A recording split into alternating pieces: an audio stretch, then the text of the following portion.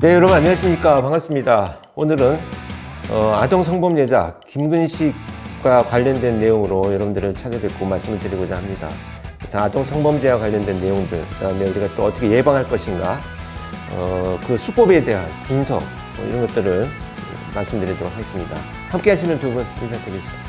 안녕하세요. 오랜만입니다. 서한서입니다. 안녕하십니까. 여정의 동해 가을이 아빠 고종입니다. 네, 김근식이 뭐 출소한다 그래가지고 지금 되게 시끄러운데 다시 구속됐죠. 그렇죠. 지금 출소한다 그래서 의정부에서는 주민들이 반발이 거셌고, 그런 데서 다시 이제 구속돼갖고 수사를 하고 있지만, 또 그 외에도 박병화가 11월 5일자로 출소해서 지금 수원에서도 지금 어떻게 할 것인가. 그 옆에 사는 거주지가 뭐 초등학교도 있고. 그 지금 줄줄이 이제 뭐 성범죄자들이 출소하면서 지금 뭐 관심들도 많은데, 뭐 어쨌든 형을 마치고 출소하는 것을 막을 수는 없지만 재범이 일어나지 않도록 우리가 어떻게 또 예방할 것인가 이런 고민들을 해야 되지 않나 하는 뜻에서 오늘 방송을 준비를 해왔습니다. 우선 뭐 일단 김근식이를 좀 간략하게 얘기를 하면 2000년도에 첫 번째 아동 성폭행으로 5년 6개월 형을 받고 2006년에 이제 출소를 합니다. 만기 출소를 하고 그 다음에 그 한 보름 있다가 그 하얀 카니발을 중고 차량을 구매를 하고 거기에서 주로 성폭행을 했죠. 네. 그래서 뭐 기간이 길진 않았습니다. 그래서 한 뭐 5, 6개월 동안 약 11건의 아동 성폭행을 저질렀고, 주로 이제 대상은 그 아동 청소년 대상으로 해서 보통 뭐 한 11세 정도에서 18세 이 정도 나이의 학생들, 청소년들 이렇게 성폭행한 거고. 어쨌든 이제 뭐 성범죄자들이 출소를 하면서 우리가 이제 굉장히 두려움을 많이 경험을 하게 되는데요. 제 생각에는 우리가 이제 이자들이 범행을 저지른 것이 벌써 이제 15년, 10년 전이잖아요. 그렇죠. 그때만 해도 뭐 CCTV도 거의 없었고 안전망 구축도 잘 안 돼 있었던 시기이기도 하는 그런 그 배경도 있으니까 지금은 어떻게 보면 출소한 이후에 감시망이 굉장히 촘촘해졌잖아요. 나름대로 뭐 경찰력을 배치하기도 하고 보호관찰관들이 뭐 개인적으로 직접적인 관찰을 하기도 하고, 그다음에 뭐 시간 통제 시간 뭐 이런 것들이 다 지금 이제 구축이 어느 정도 되어 있기 때문에 우리가 이들의 수법을 통해서 우리 범죄 피해를 아이들이 안 당하도록 어떤 것을 예방하고 알려줘야 될 것이냐를 고민하는 것이 좀 더 현실적이지 않나 하는 생각이 들어요. 네, 어찌됐건 우리가 이제 출소하는 범죄자들을 너무 두려워만 할 게 아니고 그의 수법, 또 뭐 아이들이 어떤 방식으로 유인되는가, 이런 피해를 당하는 아이들한테 어떤 방식으로 예방할 것을 우리가 알려줄 것인가, 이런 고민들을 하는 게 더 현실적이다 이렇게 생각을 합니다. 그래서 뭐 두려워만 할 게 아니고 대처할 수 있는, 이제 공동체 힘이 커졌잖아요. 그 다양한 통제 조치 보면 저도 이런 부분에 좀 관심이 있어 보니까 화학적 거세를 하는 그게 있던데, 우리나라에서 2011년부터 해갖고 42명 치료했는데 그 사람들은 재범률이 없다. 그래서 어떤 쪽은 찬성을 하고 어떤 쪽은 그게 실질적으로 통제에 효과가 있는지 없는지, 왜냐면 1인당 그거 관리하는데 비용이 한 500만 원 정도 된다고요, 연간. 그러니까 그런 부분에 대한 걸 누구는 바라는 분도 계시겠지만 이런 통제 조치가 실효성이 있는지 여러 가지로 고민이 많이 될 겁니다. 옆에 사시는 주민들이나. 당연히 그렇죠. 걱정되죠. 이게 좀 범죄자들이 뭐 가까이 산다는 것만으로도 우리 일단은 뭐 걱정 두려움도 있지만 짜증이 나잖아요. 짜증이 진짜. 일단은 이런 범죄자가 진짜 내가 같은 사는 동네에서 산다 이러면 진짜 화나고 분노하고 짜증나고 이런 상황이 전개가 되죠. 이런 성범죄 저질렀던 그 범죄자들은 그 지금 말씀하신 그 화학적 거세라든지 이런 방법이 아니고 그냥 출소가 되는 상황에서는 재범률이 굉장히 높다고 하던데. 지금 높죠. 예. 특히 성범죄 같은 경우에는 재범률이 높기 때문에 저는 그래서 이것을 뭐 형량을 높이고 양형 기준도 바꾸고 당연히 해야 되겠지만 그거 못지않게 그 출소 이후에 치료적 개입도 국가가 지금 시도를 할 때가 되지 않았나 이렇게 생각을 합니다.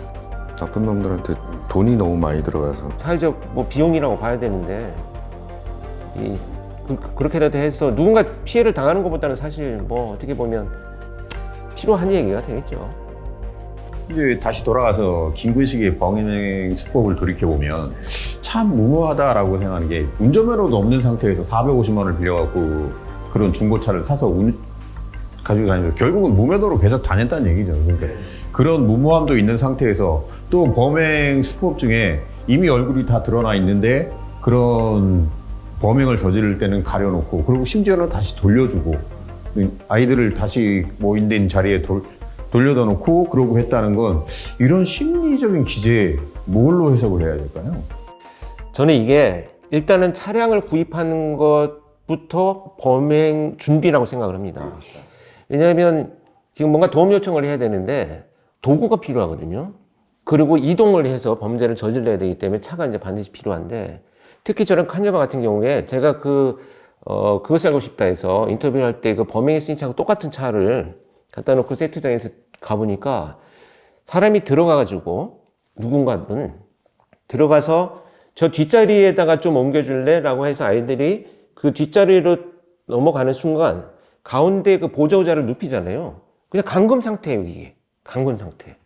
그러니까 피해자들이, 아동들이 더군다나 두려움과 공포 이런 상황에서 운전을 해서 차가 달리기 시작하면 그냥 그게 감금 상태가 되는 거예요.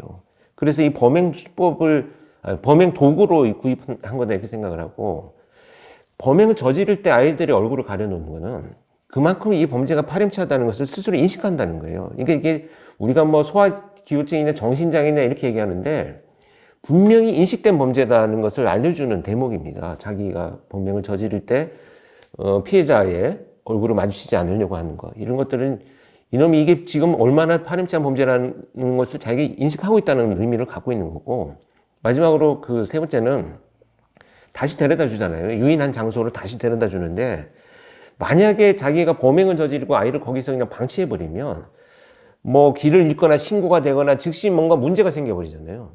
이런 문제의 소지를 최소화하기 위해서 다시 거기 그 유인한 장소로 아이를 데려다 주는 거예요. 이게 무슨 얘기냐면 자기가 이 범죄가 드러나지 않도록 하려고 하는 수법의 최대한의 방식, 이렇게 우리가 이해를 해야 될 것 같습니다. 또 아이들이 부모한테 바로 또 얘기를 안 하는 경우들도 있을 수 있으니까요. 그렇죠. 네. 차라리 막 어딘가 진짜 실종돼서 못 찾아오고 경찰에 신고되고 누군가 미아를 보호하고 왜 있다고 여기로 왔냐 되어버리면 이렇게 되면 문제가 될 수 있으니까 그런 것을 최소화하기 위한 이놈의 아주 비열한 수법이다. 저는 이렇게 생각을 합니다. 저도 그것이 알고 싶다 그 영상을 봤었는데 그때 TV에서 하는 거 보니까 애들한테 이 사전에 전날 부모가 교육을 합니다. 어머니가 교육을 했는데 그 교육을 받고 그 대답을 잘 했습니다. 그런 차를 타면 안 된다라든지 이런 대답을 하고 다음날 바로 실험을 했는데 상당수의 어린이들이 그 차에 탑니다. 근데 그게 경우에 따라서는 자기가 이 상황이 뭔가 위험하다는 거를 좀 인식하면서도 아저씨가 저 안에 키 좀 손이 넌 작으니까 좀 꺼내줄래? 이러면 그걸 순순히 다 도와주면서 그 차 안으로 들어가더라고요. 그러니까 이게 한 번의 교육 이런 걸로 애들이 충분히 교육 효과가 나타나는 건 아닌 것 같고, 그렇죠. 여러 번의 이런 상황들을 대비해서 좀 학교나 아니면은 부모님들이 좀 교육이 필요하지 않을까 이런 생각도 좀 해봤어요. 그렇죠. 그래서 저는 얼마 전에 사실 제가 이제 개인적으로 그 친한 고등학교 동창이 교장 선생님으로 발령이 났어요. 초등학교. 그래서 아이들 범죄 예방 특강을 한번 해달라고 해서 갔는데, 그 이제 6학년 아이들, 9학년 아이들을 쭉 앉혀놓고 이제 이야기를 나누는데 그런 얘기를 했어요.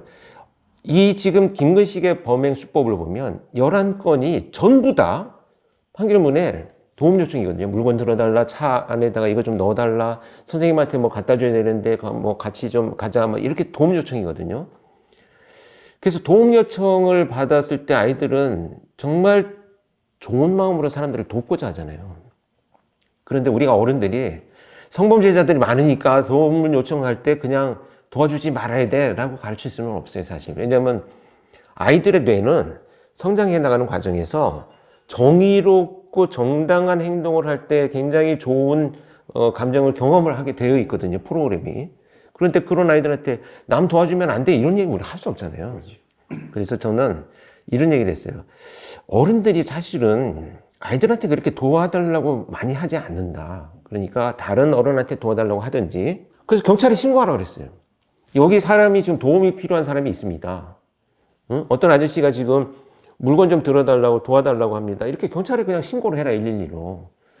그러면 뭐 경찰이 오든 아니면 그 범죄의 의도가 있었던 사람이면 도망을 가든 뭐 시도를 중단을 하든 뭔가 이렇게 액션이 바뀌지 않을까. 저는 이렇게 생각하거든요. 그래서 경찰이 신고하는 것에 대해서 여러분들 자녀들도 그렇고 조카들도 그렇고 뭐 지인들 주변에 계시다면 어떤 문제가 있을 때 아이들한테 자꾸 경찰한테 신고를 해서 확인하는 거 이게 되게 필요합니다. 그래서 이 동네에 지금 과연 문제가 있는 사람이 지금 돌아다니고 있는 건지 경찰이 파악할 수도 있는 자료가 되기도 하죠. 근데 결국은 이게 아동 성애자, 소아기호증, 13세 이하 어린이들한테 느끼는 이상 심리라고 봐야 될 것 같은데 이런 감정을 느끼게 되는 이런 보통 일반적인 심리 상태는 아니라고 봐야 되는 거 아니에요?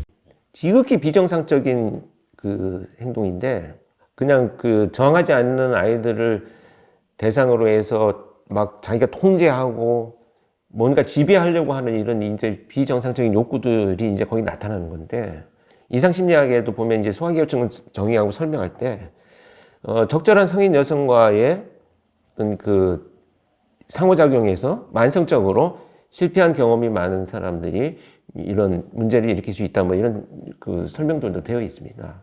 그래서 뭐 외국처럼 우리도 뭐 외국이 다 뭐 한국보다 낫다는 건 아니지만 특히 이런 성범죄자, 그러니까 연쇄성이 있는 범죄들에 대해서는 그 심리적 치료나 이런 국가적 개입이 굉장히 촘촘하게 돼 있어요. 그러니까 최소한 우리가 다른 지난번에 얘기했듯이 예를 들면 뭐 이런 아동 성범죄자들만 담당을 하는 전문가가 최소한 뭐 5명 이상 넘지 않고 좀 심도 있게 관찰할 수 있는 이런 시스템들도 굉장히 필요하지 않나 하는 생각이 들어요.